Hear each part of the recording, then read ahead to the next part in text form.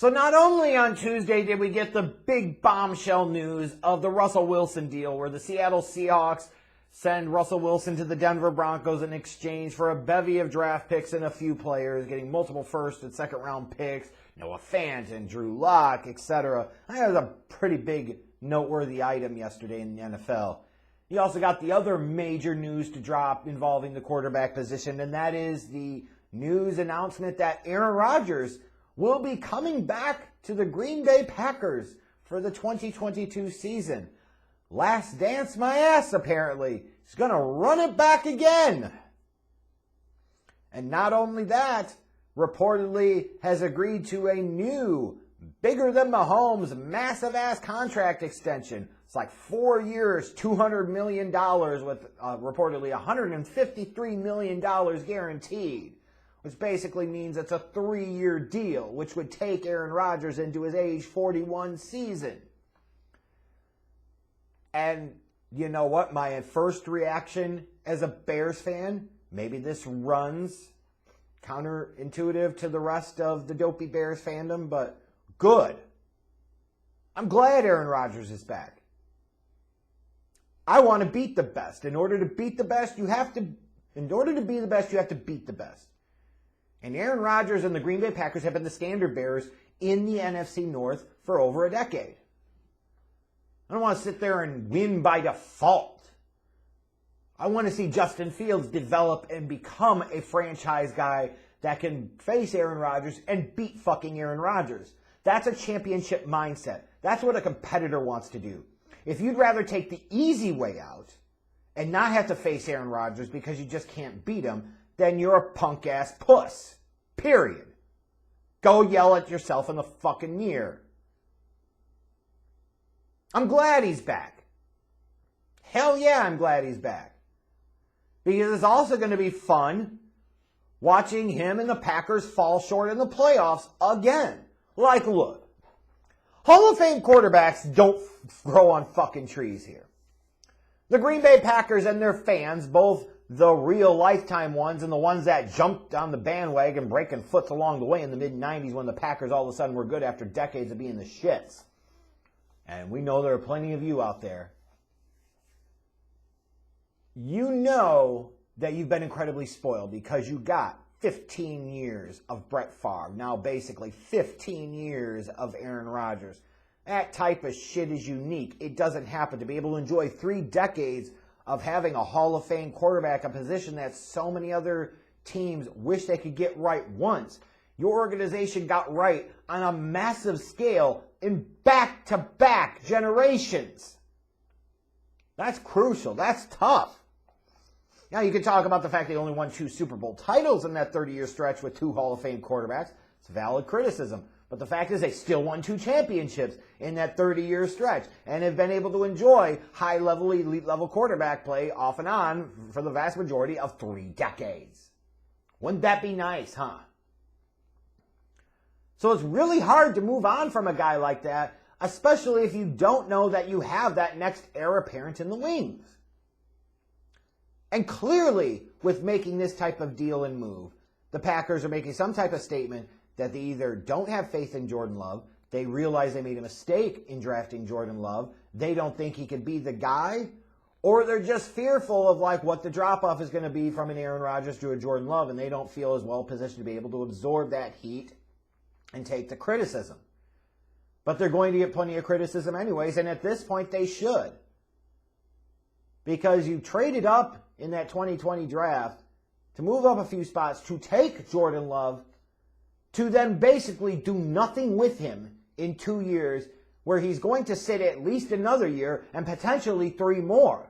And that's even assuming at that point you're going to pick up his 5th-year team option on his rookie contract. You're going to potentially sit Jordan Love for 5 damn seasons behind Aaron Rodgers and then have to make a decision then on whether or not you're going to pay Jordan Love? That doesn't seem realistic. Now you're also in a spot where you invested and sunk a first-round pick into a quarterback. If you go out there in the trade market, what are you actually going to get back? You could make an argument and you say, well, you know, the trading for Jordan Love wasn't the worst, or the drafting of Jordan Love wasn't the worst thing in the world because Aaron Rodgers won back-to-back MVP awards, so maybe it kicked him in the ass a little and motivated him. And there is a statement, there is an argument to be made for that. There is. But perhaps a better way to motivate and support your future Hall of Fame quarterback would have been to better invest in talent around your future Hall of Fame quarterback. So yeah, that's rough. Now you've seen the reports of Aaron Rodgers' new contract extension being disputed by Pat McAfee and Aaron Rodgers himself. And look, to me, it's incredibly awkward for all of these athletes when we're sitting there so liberally, casually talking about money and how much money to get and everything else, blah, blah, blah. I think it's awkward. It's got to be a tough spot to be in for an athlete. But if I'm getting $50 million a year, I don't really give a fuck. You can know how much I make, bitches. Who cares? But I'm sorry. I got to throw the bullshit flag on this one. Aaron Rodgers is many things.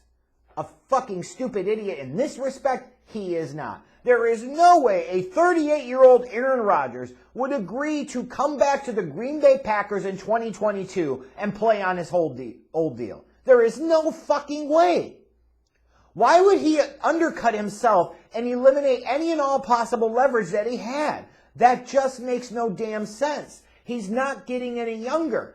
Every year that he continues to play, the amount that he could get back in a contract is potentially going to decrease. So why would he not, if he wants to play past the age of 40, which he certainly seems like he wants to do, why would he not exercise the leverage that he has, utilize the leverage that he has now to get as much money for as long as he possibly can?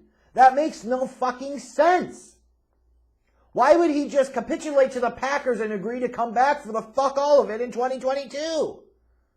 Especially for a team that you look at it technically slightly regressed in terms of their playoff results. Help it make sense, because it doesn't.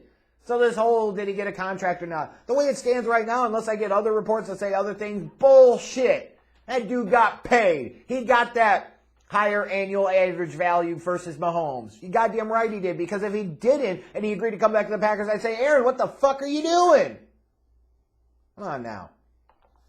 But then you get to the whole piece of, was this the right thing to do for the Green Bay Packers long term? Now, like I said, personally, I'm cool with him coming back. Because I don't want the easy way out. I want to fucking beat him. That's what a championship mindset is. That's what competitors want to do. But I look at this for the Packers and I say, what's the point of bringing Aaron Rodgers back again if you're truly not going to go all in again?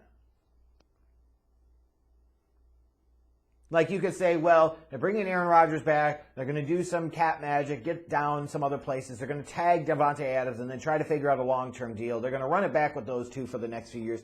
Okay, fine. But you've also had those two guys the past few years playing at a very high level, and you can't even get to the Super Bowl, let alone fucking win one. A true definition of insanity is to do the same things over and over and over again and expect the results to be any different. The Los Angeles Rams, to their credit, they had an approach, a philosophy, and they went all in. And going all in led to winning a Super Bowl this season. The Green Bay Packers, if they just say, I'm going to bring back Aaron Rodgers and we're going to bring back Davante Adams and we're going to run it back, then what are you running it back for? To make it to the divisional round or get bounced in the wild card round? That's stupid. Like, there has to be a commitment. If you are going to go in with Aaron Rodgers again, then you have to acknowledge the salary cap for the Fugazi, fake-ass bullshit it is, and you say, fuck the future is now. Every year that Aaron Rodgers is here in Green Bay is our championship window. The hell with anything else in the future. Nobody's going to care, and we don't care now. You have to go out there and you get aggressive. That means you pursue somebody like an OBJ in free agency and you figure out how the fuck to structure that contract. If that means you go sign a corner, if that means you go sign some offensive line help, whatever it means. The Green Bay Packers, as constructed, even with a two-time reigning league MVP, are not a championship team. And why can I say that? Because they can't even get to the Super Bowl right now, let alone win one. And as much as the league evolves and changes from one year to the next, if the Packers largely stay of their same constitution, they're only going to regress. They certainly won't progress. So if you're not going to fundamentally change things about this team and you're not truly going to go all in, then to me it does seem like it's a fucking waste of time to bring back Aaron Rodgers to ride out the string and get bounced early in the playoffs. You would have been better off giving the next few years to Jordan Love, seeing what the hell he could be, trying to retool your roster, getting yourself right in terms of the salary cap, potentially getting some additional draft pick capital by trading Aaron Rodgers that would have allowed you to invest in that future around Jordan Love or potentially another quarterback. Yeah, I know some Packer fans are probably really happy that Aaron Rodgers is back. I understand that. He's been your dude for over a decade, and the thought of being able to watch him for a couple more years potentially in Green Bay, I understand is incredibly appealing.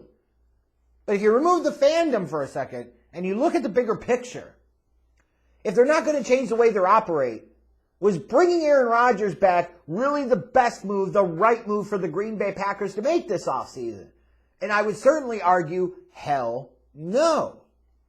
And if you're telling me I've got to deal with trying to compete with Aaron Rodgers for a couple more years in that division, but afterwards the Packers have no fucking clue what they're going to do, at this point I'll take it. I'm used to Aaron Rodgers being the Chicago Bears daddy and dominating Bears football. The fuck is a couple more years of that? Because what it could set the table for is the Green Bay Packers becoming the Packers of the 70s and 80s. And believe me, I am all fucking there for that in the future. So, you can celebrate it if you want. I just really question, if they're not going to do something dramatically different this offseason, why the Packers even bothered to bring back Aaron Rodgers? For what? You've done this before. And it didn't pay off. Change it up, or you got to shake shit up dramatically. Status quo is not acceptable.